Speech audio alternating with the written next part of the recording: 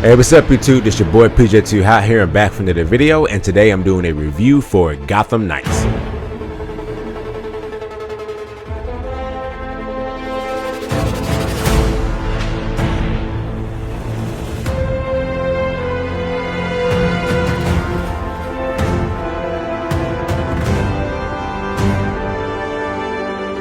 Gotham Knights is intended to be the spiritual successor to the Batman Arkham series.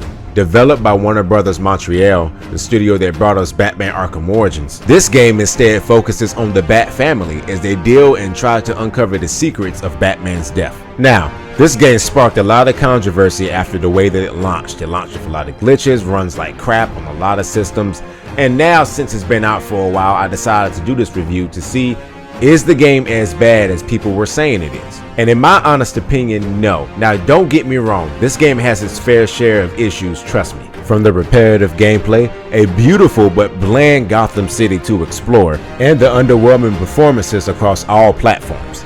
But regardless of all that, Gotham Knights turned out to be a very fun experience. It has great graphics, multiple characters to play as, who each have their own unique abilities and bring different gameplay experiences to the table. Nightwing and Tim Drake's Robin being my favorites. There are random crimes that happen around the city.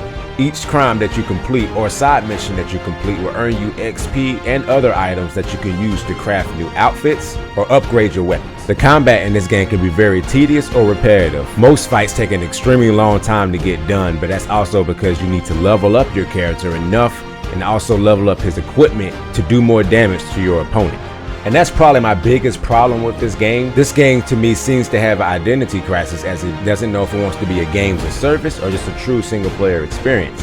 My thoughts is that this game started out as a games of service game in development, and then they quickly decided to change their mind and make it more of a single player focused game. But that mostly comes from the fact that most people who play this game tend to focus on all characters and trying to level them all up at the same time.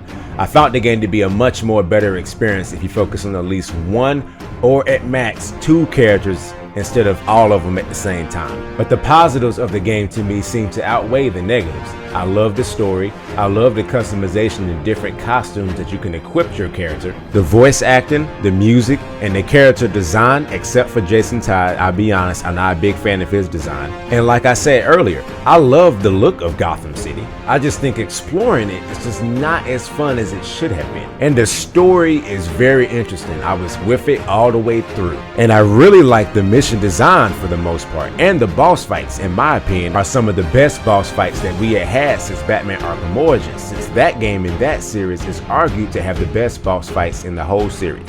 There is a big sense of accomplishment after you finish a mission, as you root for the characters as they try to find their place in this world after the loss of their mentor. Now, I'm not saying this game is definitely worth the full price, you know what I mean? If you could find it on a pretty good sale, I would highly recommend you playing it. It's definitely worth a playthrough. I also don't want these negatives that I have said to discourage anyone from trying to give the game a shot. But I enjoyed my time with Gotham Knights. I thought it was a pretty good game with a lot of flaws. Now, due to all the negative feedback that this game received on launch, I highly doubt we'll get a sequel, but to be honest with you, I really wouldn't mind one. I think this game is a great foundation to improve upon, and I would love to see more from the studio as they explore this new universe for the Bat family. I would definitely wait for a sale for this game, to be honest with you, but I would give Gotham Knights a 7 out of 10.